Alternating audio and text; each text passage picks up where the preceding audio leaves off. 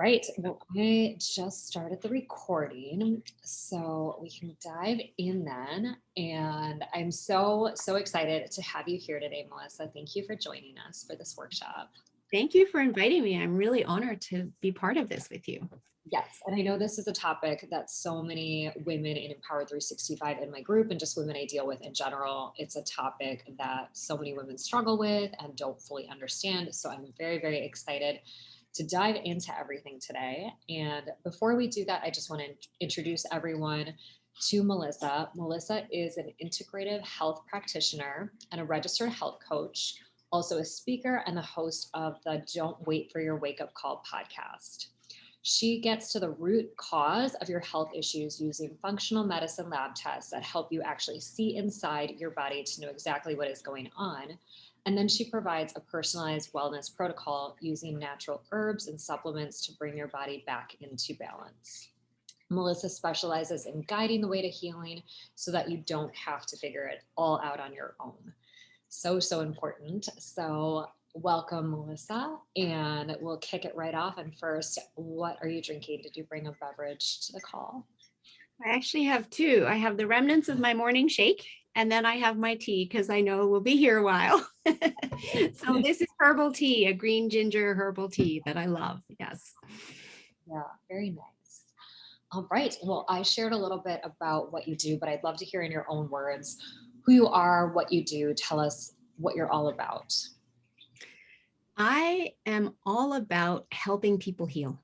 There are so many people in the world today that are struggling with chronic illness of various sorts. And that's a huge umbrella term that covers a lot of different illnesses, such as diabetes and heart disease and obesity and Alzheimer's and autoimmune diseases, leaky gut, and some forms of cancer. Mm. And mainstream medicine has taught us that if we get sick, we should go to the doctor and get a pill and that'll make us better. Except, unfortunately, with chronic illness, what they're doing is masking symptoms rather than getting to true healing. And I am on the other side with holistic health, wanting people to be able to truly heal and live their life fully. And we absolutely can. It's just that this information is not necessarily made easily available to people. And so through my podcast and through my work, I'm trying to shift that and bring this education and bring this information to people so they have a choice in their health journey. And ultimately, my mission is to have people truly recognize that health is their true wealth. And when we prioritize it and truly look after our health rather than waiting to get sick and going to the doctor, that everything else in our life flows because we have the energy to do all that we want to do and be all that we want to be. And so that's where I love the integrative health practitioner training that I have done, because using the power of these functional medicine labs truly gives us insight into guiding someone's healing path. We're not guessing. We know exactly what's going on. And the body is designed to self-heal.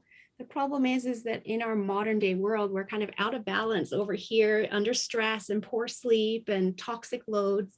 And the body can't bring itself back into balance because it's too deficient. But when we see where those deficiencies are, we can support them to bring the body back into balance, and then it will heal itself, which is what it's designed to do, just like it heals a broken arm or a cut finger. We just have to create that environment for it to be able to heal.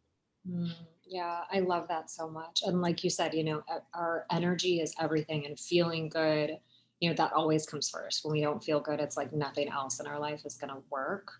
So I think that's so beautiful. And I know you're so passionate and knowledgeable with everything that you do and super passionate about helping people. So I love all of that. And Go ahead. I was going to say, just with energy being so important, just like we don't see our own children grow, we also very often don't notice our own decline in how we feel, right? Because it just happens so slowly until one day something triggers an aha where it's like, wait a minute, I used to feel like that and now I feel like this. But we're also very quick to write that off as, well, I guess it's just aging, or I guess it's just genetics, or maybe it's seasonal allergies or whatever that have us feeling blah.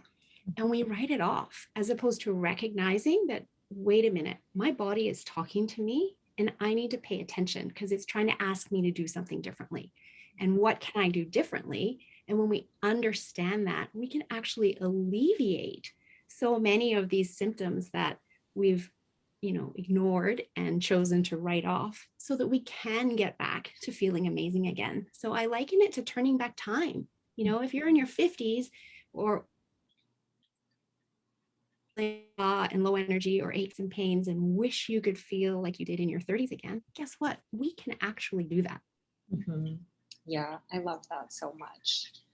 So I know a lot of women have like a bottom or a turning point that really causes them to, go full force into their purpose. And I know you have kind of a story behind everything you do today, all the work that you're doing.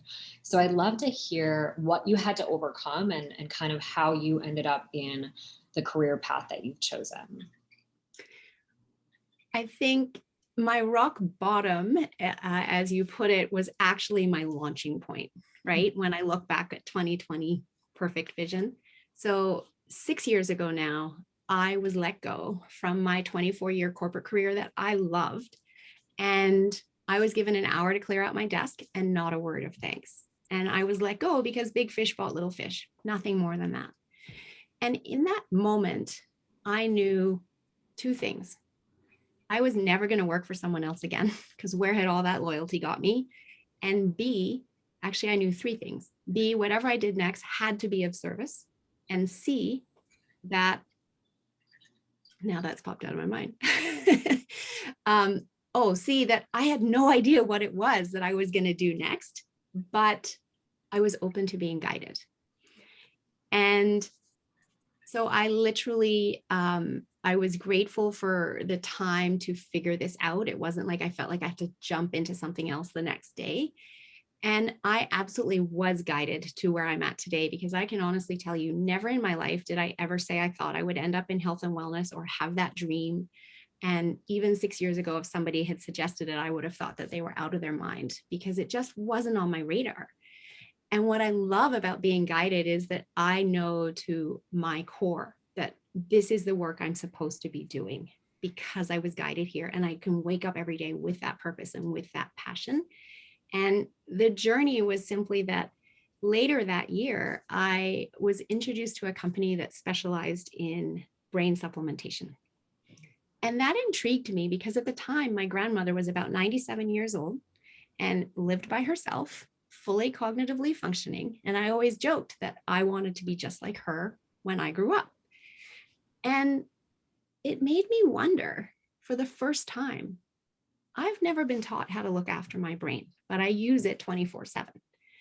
And here's my grandmother, but here's all these other people with Alzheimer's and dementia at near epidemic levels. And what was the difference? And what can I do to make sure I go down the path of my grandmother and not the path of Alzheimer's and dementia? And I started learning about the brain and toxic load and how we can actually, feed our brain for optimal function. And I realized, well, my grandmother was born in Christchurch, New Zealand in 1916 in a much lower toxic load world, not to mention, growing food and the property, etc. And I was raised in Tokyo, Japan, in the height of, manufacturing plants spewing out toxins in the 70s, right? And I just thought, wow, my toxic load is going to be so much higher than hers ever was. And what more can I do?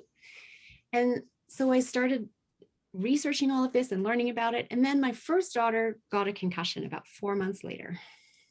And I had this amazing nutrition for the brain to support her concussion recovery, along with taking her to practitioners that specialize in concussions. And I went to every one of her appointments because she didn't have the mental capacity in that state to remember what she was being told to do. And 2 months later, my second daughter got a concussion. And I was driving when I got that phone call. And honestly, I looked up at the heavens and said, really? This is how you show me my path? Stop taking out my children. I didn't have any more to take out at this point, but one concussion in the house was pretty stressful. Now I had two, but I had two very different concussions and kind of a lab with testing, nutrition for the brain and the whole recovery plan. the great news is they both fully recovered. And I live in a small town, so a lot of people knew what I was doing. And before long, they were asking me, well, I have an employee with a concussion. What do you advise? I have a spouse with a concussion, a child. And then I was invited to work in a clinic. And I didn't have any qualifications. I literally had my own experience and my own research, but I thought I needed more. And so I started researching options to become certified as I worked in that clinic. And I called a friend who was a life coach because I knew about life coaching, but it wasn't really landing for me. And just right off the bat, he said, you shouldn't be a life coach. You should be a health coach. And I went, oh my God, I've never heard of that. Thank you. Start Googling health coaching. And then right off the bat, I found the Health Coach Institute, which of course is where I met you. And it just resonated right away. And I'm like, well, I can't pick the first one. So I did more research and came back to the first one because of course I was guided there in the first place. And from there, never looked back. I knew I was in the right place, loved this work, was super excited to be learning all of this. It aligned with what I'd already learned about the brain. And then I was introduced to Integrative Health Practitioner certification. And that was exactly what I wanted to do because I'd started working with clients and helping them lose weight, and they would very often hit a wall. They'd do really well and then hit a wall. And I wanted to be able to help them fully heal. And I needed to understand why they were hitting a wall. And that's where the labs come in, right? Because as you know, weight loss isn't just about calories in and calories out and exercising. There's so much more to it, from mindset and our relationship to food, but also other things like our stress and our sleep and our hormone imbalances that impact the body's ability to release the weight. And so as I stepped into this training, I just continued to further my knowledge and expand my horizon in the way that I could help people heal. And now my specialties are gut health and women's hormones. And I love every moment of it. Yeah, I love that so much. And it's funny now, the story, obviously not funny at the time with your children, but kind of reminds me of Elizabeth Gilbert always says, like, sometimes the universe will nudge you and sometimes it's like a 2x4. But it's awesome that you took, really traumatic, unfortunate events and turn them into something where you're super passionate and obviously lit up about what you do, but also serving so many people and really helping fill a gap that is so needed. So exactly. And when I look back, there's again, with 2020 perfect hindsight, I can see other points in my life that were directing me here. I just didn't know it at the time. Like both of my daughters struggled with food intolerances and gut health issues, right? Which I was helping them resolve. And that was 15 years ago. And never did I believe that I would one day be able to offer those same labs to other people. But you're so right about turning the obstacle into the way. And that's a book that I've actually just started reading called The Obstacle is the Way. And, when we are open to that, we can accomplish so much. And that's also a big part of my teaching when I work with clients. I love that. Yeah. And I know we always connect on, you're like me, you're always reading, the next book. So I love that. So today our topic is, we're talking all about understanding your hormones and reducing chronic stress. And you've also talked about a couple times reducing your toxic load. So I'd love for you to share kind of an overview on how hormones and stress and toxic load, how they're all linked, and also what you mean by chronic stress. So our bodies are so interconnected. And it's something that mainstream medicine often overlooks. Like they will look at your heart and say you have heart disease, or they, will say you have diabetes, or they tend to, look at each organ as a separate part of the body. And the reality is we are all interconnected. So absolutely, chronic stress and toxic load and hormones, they all impact each other. And what I mean by chronic stress is stress that we have in our life that is there over the longer term, each and every day. We all have different types of stresses in our life, and some stress is good stress. The stress that gets us stepping out of our comfort zone and doing something new, that's a really positive stress. And, there are stresses around positive events like, weddings or births of babies or travel, etc. But there's also that chronic stress, that stress that has us feeling a little bit weighed down, the stress of looming deadlines at work and every day fighting the kids to get out the door to get to school, or maybe an underlying stress of a kind of brewing argument with your spouse that neither of you are really addressing, you're both avoiding, but that stress is there. Or it could be stress on the body of fighting a virus or healing. All these stresses stack on top of each other and have us get stuck in this state of fight or flight. And fight or flight, if we go back to our hunter-gatherer days, is designed to keep us safe, right? If we were hunting for food and we had a lion that was going to attack us, the body would respond to get us to safety. The brain is charged with keeping us safe, so it would produce cortisol and adrenaline and send that to our limbs and shut down digestion and shut down procreation, because in that moment, we don't care about either of those. We just have to get to safety. And then when we get to safety, the body naturally drops into our rest and digest state so that we can calm again. The problem is in our modern day life is the brain doesn't know the difference between the risk of being eaten by a lion and the buildup of stresses of fighting your kids to get them out the door, getting in the car and heading to a meeting and getting stuck in traffic. And now you're going to be late and your boss calling you and adding one more thing to your to-do list when you already feel like your to-do list is full enough. The brain can't tell the difference. And so now you're in that state where it's pushing cortisol out into your body, pushing adrenaline out into your body, shutting down digestion, shutting down procreation. And when we're in that state constantly, our hormones are getting out of balance. And what happens is so common today is for women to end up in an estrogen dominant state. And what that means is relative to progesterone, the body is producing too much estrogen. And the reason that happens is when we're in that chronic stress state and the body needs to produce more cortisol to get you to safety, it stops producing progesterone because they're along the same pathway. And it bypasses progesterone production in order to increase cortisol production. So the body continues making estrogen, but stops making progesterone. We get into this state of estrogen dominance, which triggers all sorts of symptoms. And in younger women, it can definitely result in infertility issues. And we have a lot of infertility issues in our world today. But left unchecked, it's a known cause of breast cancer. And the body is giving out symptoms in between to get us to, do something different. But again, there's symptoms that we may not slow down enough to recognize. And so when we get into this state of being out of balance, we're not feeling great. And we don't know why, because we haven't been taught this. And that's one of my frustrations is this information is not made readily available to the public.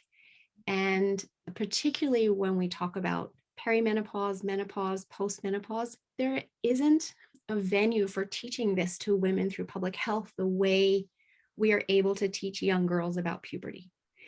And so many women are struggling through not knowing what is considered normal for this change in our body and suffering with symptoms because they don't realize their body is out of balance and that we can bring it back into balance to mitigate those symptoms. And then the toxin piece to that is that our liver is also responsible for clearing out the toxins from our body. But when it gets overloaded, I liken it to overflowing trash cans in a park. When it's overflowing, it just can't keep up. It's supposed to cleanse all the blood in our body every 6 minutes. That's a pretty mammoth task. And when it's bogged down and can't do that, toxins are building up inside our body that cause inflammation. And again, left unchecked for long enough, that inflammation will trigger cells to turn on disease that you might be genetically predisposed to, but you aren't necessarily going to get that disease unless you trigger those cells to turn it on or create the environment inside your body to trigger the disease. And what we now know is that 90 to 95% of all disease is simply triggered by the environment you create inside your body.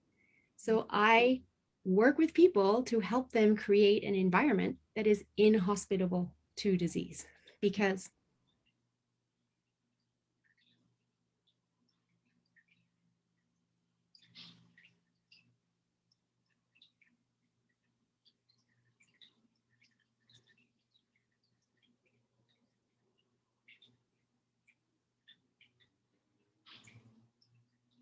I am so sorry.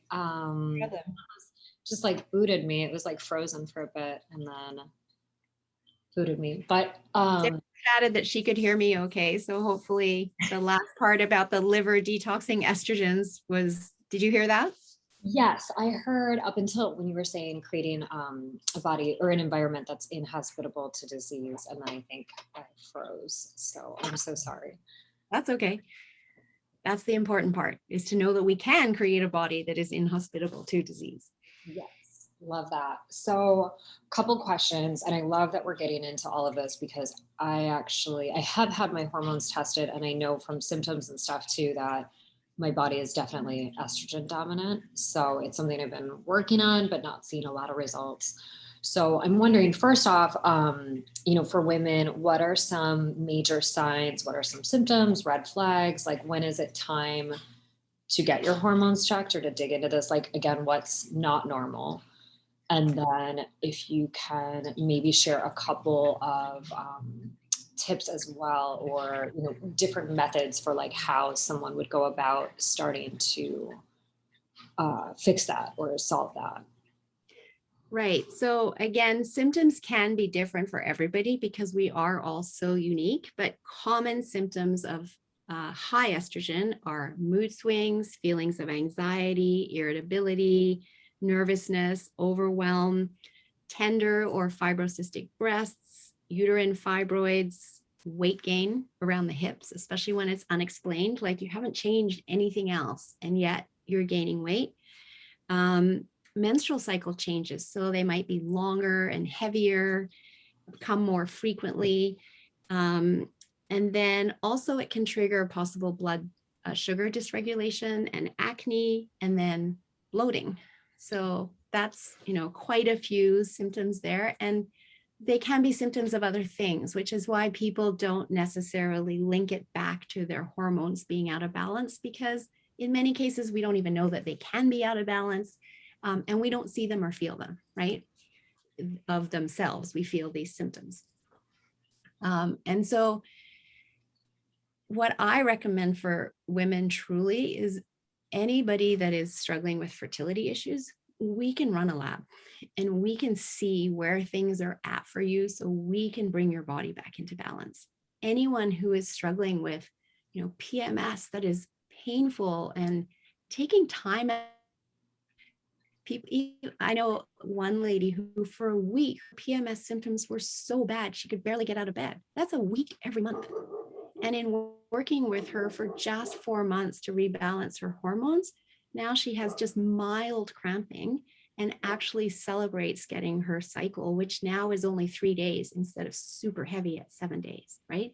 So when the body is brought back into balance, it really does heal very quickly. I know another lady who for 2 days of every month, and I'm not working with her, she just told me this story. For 2 days of every month, she knows not to talk to her staff because she's so cranky and irritable. She doesn't want to be biting their head.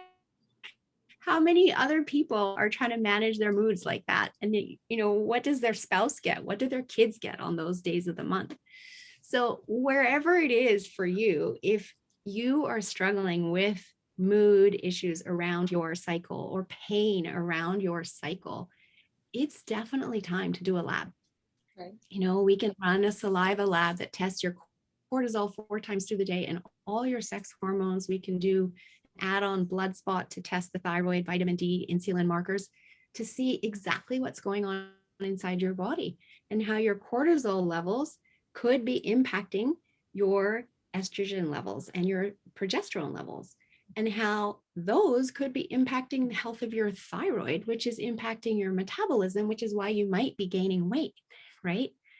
So it's also interconnected, and seeing the lab is really an aha for people. And I've done this for myself because I struggled with migraines and they suddenly got worse. And my doctor was telling me, here, take another prescription. And I was like, no, but I want to know why. Why are they worse? And that's when I found out about these labs through a naturopathic doctor and ran them and saw that I was estrogen dominant and my progesterone was so low. And then when I brought my progesterone levels up, my migraines turned into, almost nothing, simple headaches that I wasn't losing days in bed at a time. So when we run the lab, we truly know. And then once we know, we can use natural herbs and supplements as well as food to help bring the body back into balance, because there are foods that are very high in estrogen that if you're already estrogen dominant, you want to know that so you're not eating them and making the situation worse. And they're healthy food, right? Right. So we're trying to do the right thing and we're trying to eat really healthily, and we could be making the situation worse again because we just haven't been taught this much detail, right? And I look back to where I was in the corporate world. I didn't know any of this. I was just trying to do the best job I could at work and then raise my young kids and, be a good wife and all of that. And I didn't have any time to go and research this all for myself, which is why I feel it's so important that this message is made available and easily available to women so that they don't have to suffer and they know that they can take action. Mm-hmm. Totally. Yeah. And just to kind of add in, like on a personal note, I have had, my lab work done and all of that. And a couple of years ago, I struggled with a lot of hormonal issues from being in the fitness industry and a lot of poor choices I was making back then, and very high anxiety, stress back then. So I was going to my general physician and she was running labs, and even my thyroid, it was just TSH, like overall thyroid. So, but I knew I didn't feel good. And it was like, all your labs look fine. You're good. And I was like, but I take good care of myself. I'm doing all these things that I feel like I take good care of my body and I don't feel good, like a lot of fatigue. And as we dug a little deeper, even up until recently, it's my T3. So like there's different parts of the thyroid panel. And then again, there's different pieces of, like you said, cortisol and seeing where your progesterone is at. And there's just so many layers of it. So again, if anyone's struggling, you're fine for an answer, because usually there are things that are out of whack and a lot of general tests aren't going to show all of that. I love that you say that, because I love to tell people that you are your own best doctor in the sense that you've lived in your body your whole life. So if you know you're not feeling good and you run labs and they tell you you're fine, get a second opinion because you know you're not fine, right? And the thing is our medical system really is broken. Big pharma has so much power and they control it, and they optimize shareholder profit. And that's what they care about. So they are not actually motivated to helping someone heal, because if you heal, there's no money in it for them. They actually have enough control that they don't allow the doctors to run the functional medicine labs that I can run or naturopathic doctors can run, because it helps people heal. So doctors are only allowed to write prescriptions and run labs that just show you that first layer, because the first layer is enough for them to write a prescription. But as you said, it only showed you your TSH and that looked normal, so you were fine. In the labs I run, we run the TSH, we run the free T3, we run the free T4, we run the TPO antibodies, because that gives us the indication of what is maybe starting to be off, so we can support the body to come back into balance before something goes really wrong and you have a diagnosis of an autoimmune disease like Hashimoto's. And we need to see that. We need to look at the whole picture. You can't just look at part of the picture and the rest is in blackout. And that's what's happening, unfortunately, with the limited labs that can be run by your mainstream medical doctor. And I was the same. I understood this. So I went to my doctor and I always had my TSH run. And I asked for my free T3 and free T4 to be run because I wanted to go deeper. And I'm in Canada, so it's different to the US, but she refused because I looked totally healthy. Right. I had no reason to run it. And it's about saving money, right? It's not about it's actually would save more money if they ran all of these labs in advance so people didn't get as sick in the long run, because they spend more in the long run. But in the moment, they don't want to be running labs on people that appear to be healthy. Whereas that's a great time to run labs because it gives you a baseline. And then as you continue running them, you see you have early warning of things that are off so that you can bring them back into balance really easily. Yeah, totally. And I think it's so important, just again, as we talk about, filling that gap and where health coaches really come in. It's also like, how much time do you really spend with your, general practitioner or physician? It's maybe once a year for a pretty short amount of time. So it's also like all the pieces in between. And, they obviously don't have the time to give you the kind of day-to-day nutritional lifestyle advice and go deeper and start to come up with some practical solutions. So I think, again, if someone is struggling with certain things, it's so important to find someone who can really guide them and really be there for all of the lifestyle changes and the day-to-day kind of stuff. And I think that is really important. And that's actually why I called my business Your Guided Health Journey, because I saw that as a gap, even working with my own naturopath when she ran those labs for my kids. Luckily, I wasn't the one who was sick, so I still had the energy to do all the research. But she gave me the lab and said, here you go. She can't eat gluten, can't eat dairy, off you go. Mm-hmm. And, she was 7 years old and she felt like crap. I was okay. So I was able to do the research and start figuring all of it out. But if you're the one who already feels like crap, how much energy do you have to actually do the research and then start making new recipes that don't have gluten and dairy? And then, of course, that's when your brain starts talking to you going, you don't even know what you're doing. You don't even know if you're doing this right, because it's trying to bring you back over here where it knows it can keep you safe. And before long, you fall off because you listen to your brain saying, you don't even know if you're doing this right. Whereas in providing a guided program for people, I'm providing meal plans and recipes and showing them every step of the way, as well as an app where they can chat with me so that when they do have questions, they can get those questions answered, because then they can talk back to their brain and say, hey, I've got this. I know what I'm doing. I know I'm doing it right. We're going to get to a new place of comfort where you're going to be just fine. And I'm going to feel so much better. And as a result, I have never had anyone fall off any of my programs because they have that high level of support. Right. And that's important to me because I don't just start working with people for the money. Like, I work with people to help them heal. Mm-hmm. And so I truly want them to be able to heal. Mm-hmm. Yeah, I love that so much. So what would be like 2 or 3 of your best tips for reducing stress, that overall stress that really affects our hormones? So I have a saying that I love, and I learned this after starting my health coaching program and wish I had known this when my kids. And it is simply that self-care is the most selfless act because it allows you to show up and give the world the best of you instead of what's left of you. Mm-hmm. I thought I had to look after everyone else first, and I was last. And how many women feel that way or live their life that way? But the reality is, when I turned that on its head and started looking after me first, I did have more energy for everyone else. I felt so much better in myself and my life was more joyful. And the first thing that I did was I blocked time in my calendar every single day to do something for me, whatever that is. And it's going to be different for every single one of us.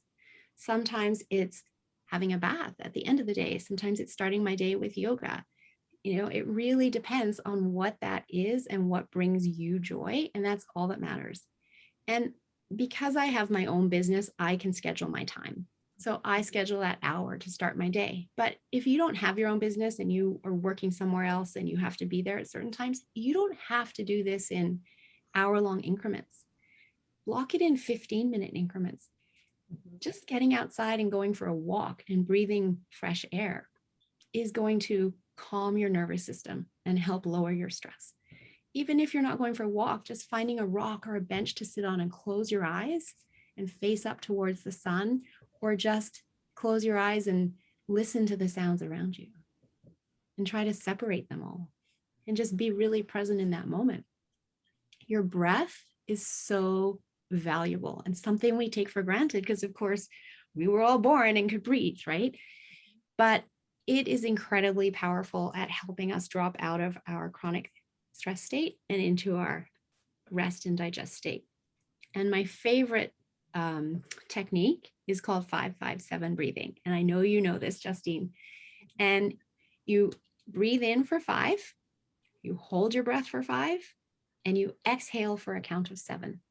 And you do 10 cycles of that. And it's a really great way to trick your brain because it's going, hey, I thought I was stressed out, but I'm breathing like a safe person. I must be safe. And it turns on that rest and digest system. And the reason that works and is highly effective is because that exhale is longer than the inhale. So if we go back to running away from the tiger and getting to safety in that chronic stress state, there is no way your exhale is longer than your inhale in that moment, right? You're panting and you're pumping your arms and legs and trying to get to safety. So that's the trigger for the brain, is the difference in your breathing. When that exhale is calm and longer than the inhale, it knows you're safe. The other thing that's really great about it is, I don't know about you, but me counting the 1, 2, 3, 4, 5, and then trying to count the 10 cycles. So I got two hands going, right? That takes a lot of concentration. What does that do? That makes my brain let go of whatever thoughts were running around in there causing the stress to just focus here and now on my breathing. Mm-hmm. And whenever I walk clients through that and I ask them how they feel at the end of it, and we only ever in a session, I only ever do a maximum of 5 rounds, not even 10. And they can't believe the difference. Right. You can do this anywhere. Mm-hmm. And 10 rounds takes less than 3 minutes. You can do this before eating because you need to turn on your digestion. You can do this if you're stuck in traffic. That's where I find myself doing it sometimes when I'm trying to get somewhere and I'm not getting there. I start to feel my stress levels go up and I'm like, wait, just breathe. Mm-hmm. You can do it in the middle of the night if you're awake and you're not falling back asleep because you need to get back into your rest state. Right. So it's very, very powerful. So those are my top tips is A, recognize you need to look after you, put that in your calendar in order to make it happen. And you always have your breath. Mm-hmm. Yeah, I love those tips. So good. And I love the part about, the counting and giving your brain something to do. Because I've been having a little bit more anxiety come up just recently over a few things that I'm clear on. But it's like sometimes just trying to meditate or like sit in silence, it's like my brain's just always going all over the place. So I think, when we can kind of give ourselves something to focus on, it can be very calming as well. So I love that. Yeah. Awesome.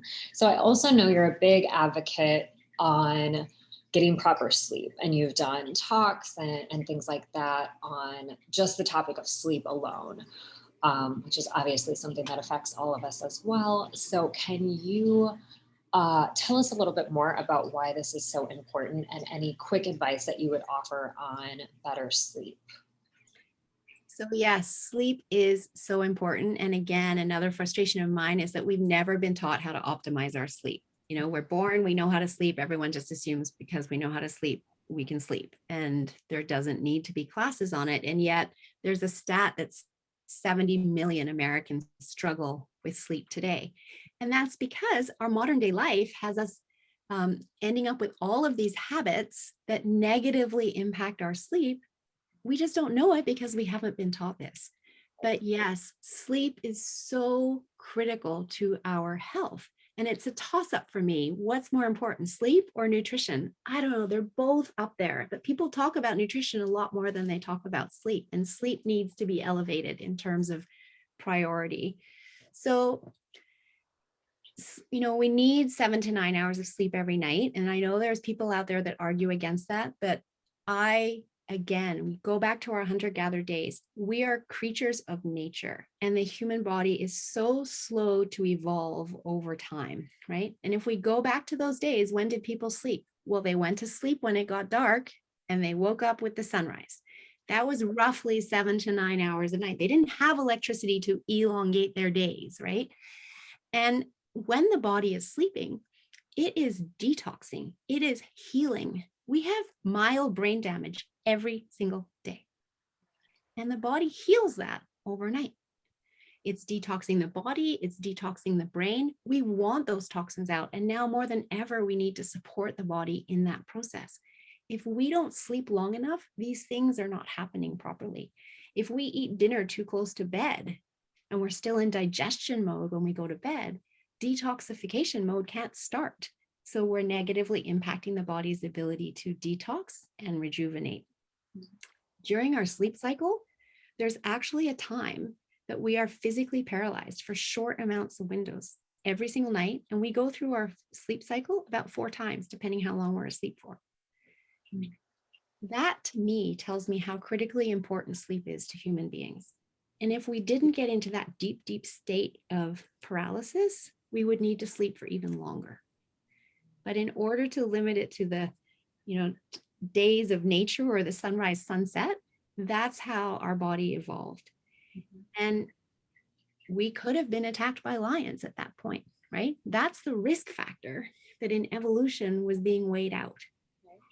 And it was more important to allow us to get that deep, deep sleep by being paralyzed in that moment several times through the night versus the risk of being attacked by a lion. That is how important sleep is to the human body. But we don't prioritize it because we don't know that we have to. So several things. I encourage people to actually plan their day around their sleep and not the other way around. Because when we do it the other way around, our sleep gets shorter and shorter and shorter and shorter, right? We squeeze it out while we try to get everything else done. But if you know what time you have to wake up in order to start your workday, etc., you have to then back that up as to what time you're going to go to bed so that you're getting that 7 to 9 hours of sleep. So say we just go at 8 hours. If you have to be up at 6 a.m., you need to be lights out by 10 p.m. So that means you need to be getting ready for bed at 9 to 9:30, depending how long you take to get ready for bed. And I don't encourage you to rush that getting to bed stage, because that getting to bed stage is actually really important, because we have to tell our brain to start producing melatonin. We need melatonin to get into a good deep sleep. And melatonin is the inverse hormone to cortisol. Here we are back again, all interconnected, right? So if we're running high cortisol levels at bedtime, we might fall asleep. We're not going to stay asleep. We're not going to get into a deep sleep. So, and we need to tell the brain to produce melatonin because our natural signals are gone. Our natural signal was dusk. But now we have all these lights, blue lights, telling our brain it's not time to go to bed yet. Blue light is what we see at like noontime, right? But blue light is what we get from our computers, our phones, our tablets, etc. So that's all telling our brain it's not time to go to bed yet. And for every hour we are on a device, it blocks melatonin production for half an hour after you get off. So if you're on a device for 3 hours in the evening, that's an hour and a half after you get off that device before your body can even start making melatonin. And this is why blue light blockers are really important, or using night shift on your tablet or your phone. Or I have a free software I use on my laptop, and it's called gettheflux.com. It's free to download, and it knows my GPS. Whenever I travel, it just automatically shifts. So when it's dusk, it turns on a yellow light rather than a blue light. It changes all the colors of everything on my computer. It does take a little bit of getting used to, but it means that I can still be on my computer and my body can still start making melatonin. It's not blocked, right? But more important than that is getting off devices and then having that downtime that your body is calming. So what does your bedtime routine look like? We all create bedtime routines for our kids, and I did it for my kids, and I thought I was doing it for them. And then when they're around age 10, I started letting them get ready for bed themselves because I didn't know. But the reality is every single one of us needs a bedtime routine so that our brain goes, oh, she's doing this and this and this, and that means that's going to happen. Then she's going to go to bed. So I need to start producing melatonin now. So that bedtime routine needs to be a minimum of half an hour up to an hour long, during which time you're not on devices. It might be walking the dog. It might be turning out half the lights in the house to make it look a little bit like dusk. It might be having a bath, taking a shower, washing your face, reading, doing some yoga, stretching, just having a conversation with someone in the house versus watching TV. Same order, same 4 to 6 things every night for at least 30 days. And if you do that, you can reset your brain to know when to start producing melatonin so that you can get to sleep and get into a really good deep sleep. So those are just a couple of things that people can be doing and being aware of what blue light's doing. Another one is coffee. We are a coffee addicted society, right?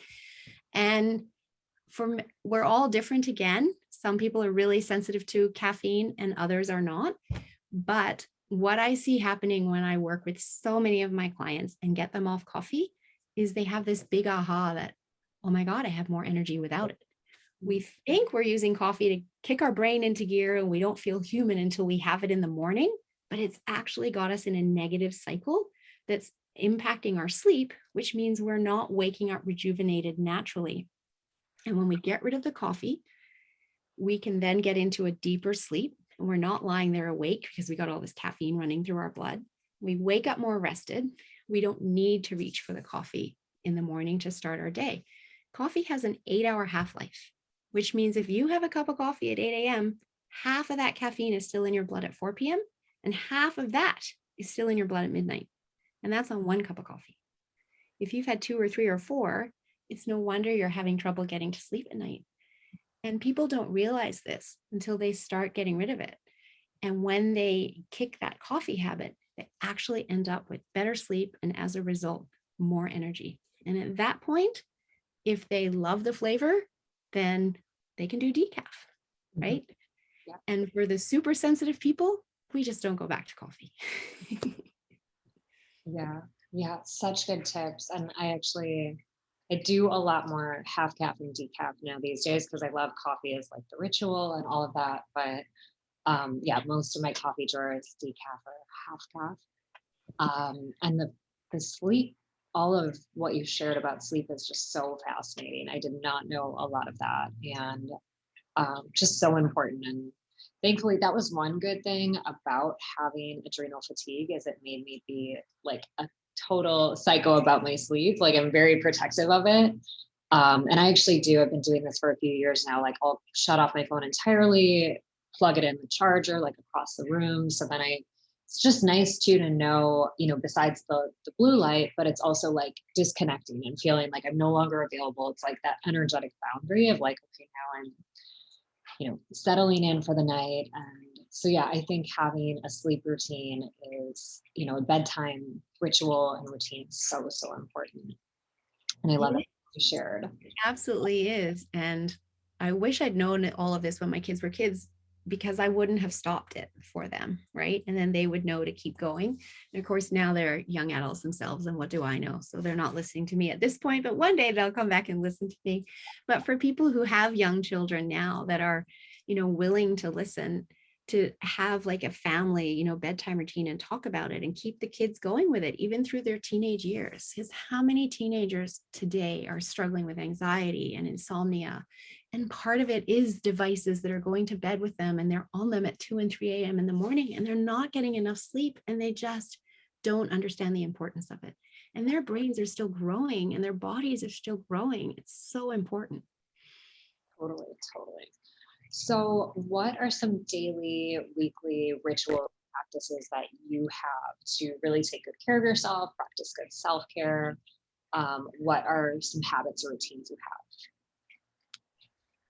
This is really important to me. Like I said, I calendar it. So, and it changes, what I do changes from day to day. But for me, I like to mostly get my activities done in the morning. At this time of year, my favorite things are I will either start with an online gym class, which used to be going to the gym, but with COVID, it's an online gym class, or a yoga in the morning. In the wintertime, it could include cross-country skiing or downhill skiing. This week, we've been having such amazing weather that I've actually been getting out on my paddleboard. I tend to be factoring that into the afternoon because I need the day to warm up a little bit to get out on the water. But I do something for me every single day. And when I have it in my calendar, it may not happen at the exact time that it's in my calendar because somebody might invite me to do something else. But that allows me the choice to choose to do something with them. And that could be a form of self-care. Or maybe there's something, work related that comes up and I shift the time in my calendar.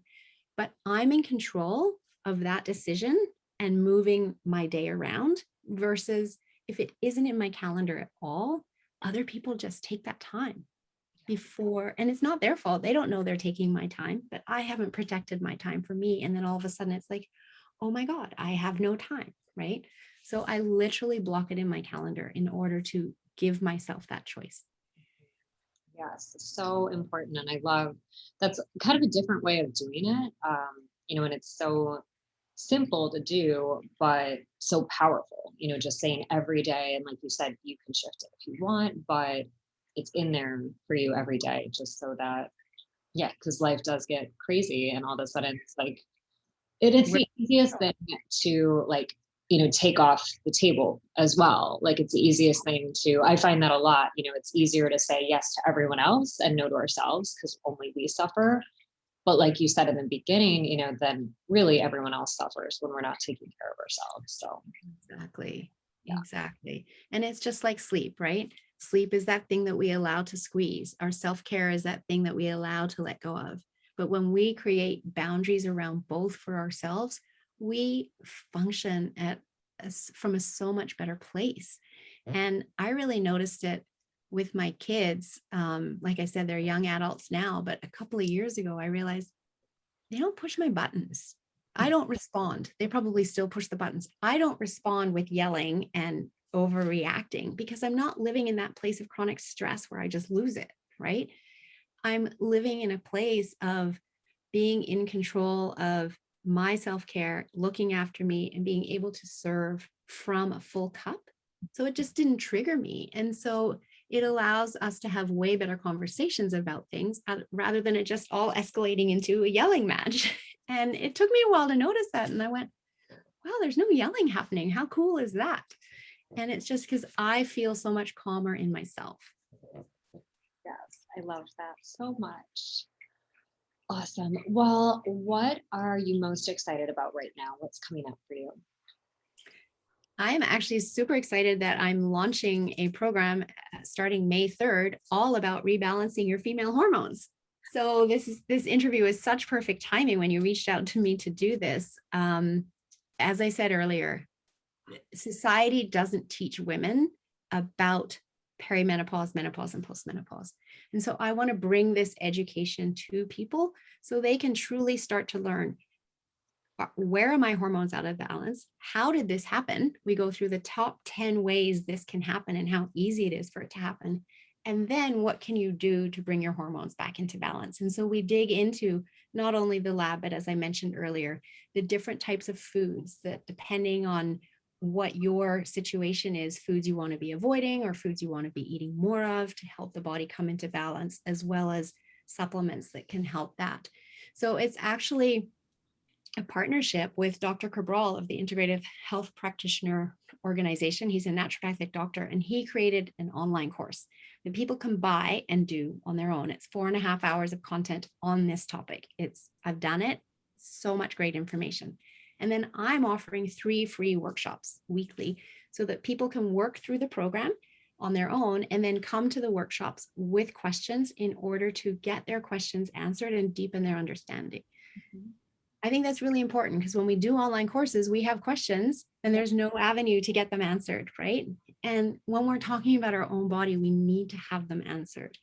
And so that's why I'm creating these free workshops alongside the program. So people not only get the education, but they get to deepen their understanding and get their answers so that they know exactly what they can do to rebalance their hormones and put aside the suffering. I don't want anybody suffering in silence anymore. Let's break this out, bring it to the open, face it, and address it because we can. Yeah, totally. Totally. That's so important. And I know probably know more women that are struggling with something hormonal than women who feel really good and don't have issues. So I think it's just so needed. So very exciting. We'll definitely get all the details from you and we will share them in the Facebook group within the membership. Make sure everyone has access to the work you're doing. Awesome. Thank you very much. Yeah, and other than the program coming up on May 3rd, where else can everyone connect with you or find you? So the best place is my website, which is simply yourguidedhealthjourney.com. I am on Facebook and Instagram as Your Guided Health Journey. I'm on LinkedIn as Melissa Deely. And I would be really happy to send a link to you, Justine, to drop into the group as well. I offer a complimentary 30-minute consult with people who are struggling and want to understand if my work can help them. So I can send you that link, and people who might be interested in taking next steps in their health and have some questions about that, they can go ahead and book in for a Yeah. session. Awesome. Thank you so much, Melissa. That would be My amazing. pleasure. And yeah, thank you for your time. All of this information was so fascinating. And I always love connecting with you. Just great energy. And like I said, you're so passionate, you're so knowledgeable. So I am so thankful you were able to join us today and share. I'm just very thankful you invited me, because it's my mission just to reach more people and create awareness around options on people's health journeys. So thank you for helping me share. Thank you, Melissa. Have a great rest of your day and we'll talk soon. Thanks so much. You too. Thank you. Bye. Bye.